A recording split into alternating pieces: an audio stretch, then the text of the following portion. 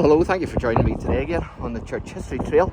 And where we are is we're actually at St Mary's Church, which I thought was St John's Church, but it's not. It's actually St Mary's. And you can see the lovely doorway there. I'll just zoom up and let you see that. Fantastic. And there's an old crypt here I want to show you, but I want to show you a few other things first. It says here St Mary's Cathedral, and it's absolutely fantastic. It says that tradition claims that the west door was once the entrance to King Donald More O'Brien's palace. So there you are. Pretty amazing, isn't it?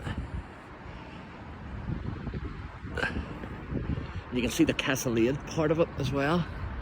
Fantastic.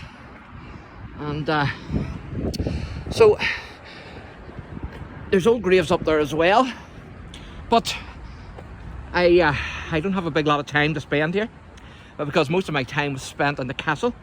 So this will be hopefully just the one video, and then I'll have to go and get the bus, because I just don't have the time, unfortunately. But we'll do what we can, and there's some ancient graves here, so if I had more time it would be fantastic, but unfortunately I don't. But I'm going to read this out to you. It says St Mary's Cathedral, commissioned by Donald More O'Brien, 1168, and the cathedral is the oldest building still used for its intended purpose. Without doubt, this is one of the most important medieval buildings in the country. So they are pretty amazing, and I'm going to show you a few other wee things.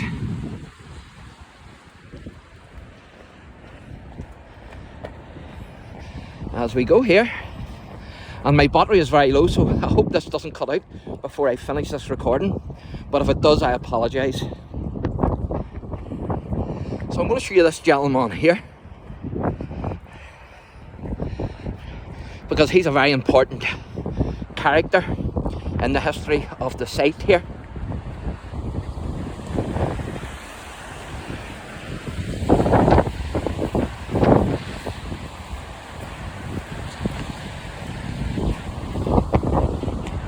And again, the artistic is fantastic. The artistry here is brilliant.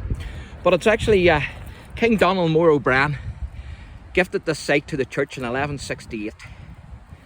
Fantastic, isn't it?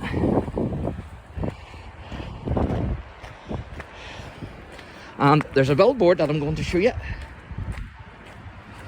And then I'm going to show you the... I'm not going to read all the billboard out to you. You can pause the video.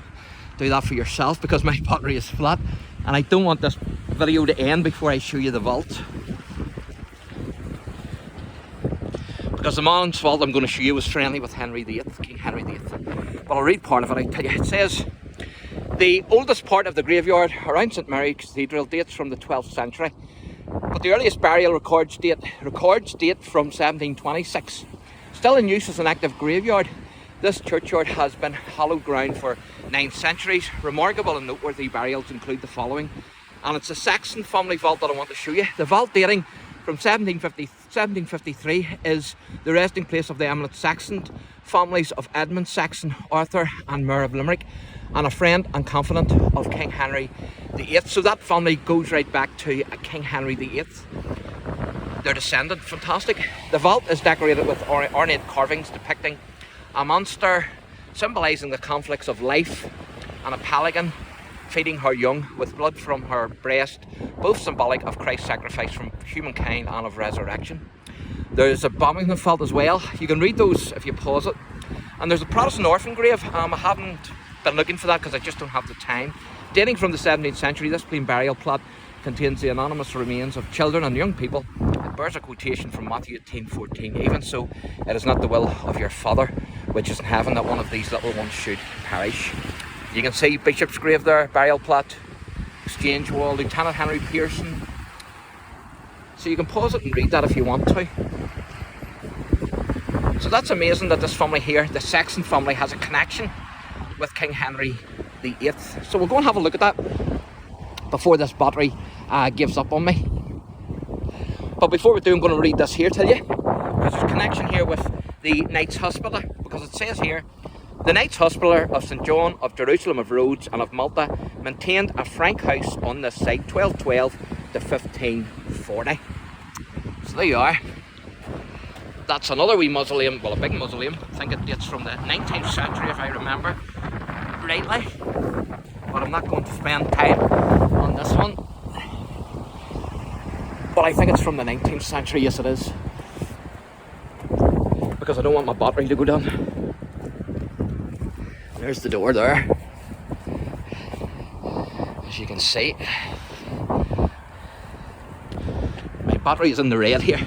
But hopefully it'll last till we get to this mausoleum. Old graves up there. There's a lock on, you can't get up there. But this is the one here I want to show you. This is the mausoleum here of the Sexton family. And you can see the decoration there that's mentioned on the billboard.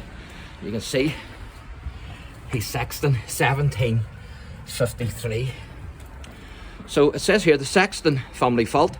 The vault dating from 1753 is the resting place of the eminent Sexton family, descendants of Edmond Sexten, Author and Mayor of Limerick, and a friend and confidant of King Henry VIII. The vault is decorated with ornate carvings depicting a monster and so forth, as we read earlier. And if I remember rightly, I think Edmond Sexten was actually executed here in this church. I think I remember reading that or seeing that in the castle. Don't quote me on that, but I think he was actually executed in the church grounds here. And then this one here is the Barrington crypt, the mausoleum for them. And you can see there it's the Barrington vault, and it's of a prominent Limerick family. Joseph Barrington became a freeman of Limerick City and was created first born Barrington in 1831. And together with his 4 sons, he founded Barrington's Hospital, for long an important hospital for Limerick, located a short distance from this cathedral on George's Quay, and now continuing in use as a medical centre. And there's the side of the building. So at least it held up the battery. I'll just go up the steps here and give you a wee view.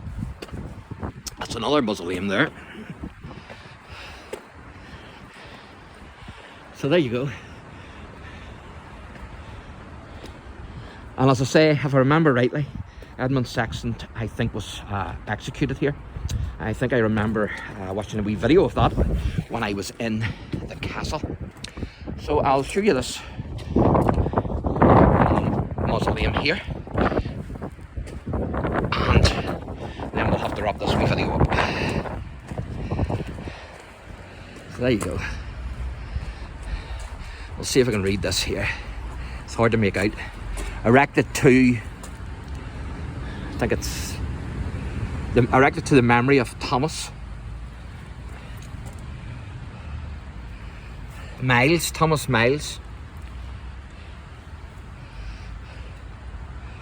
Not sure what that says, but it's 1874. You can see the date there. So there you go. So there you are. So thank you for joining me today again on the Church History Trail, and if you enjoyed the channel, then please like and subscribe. God bless.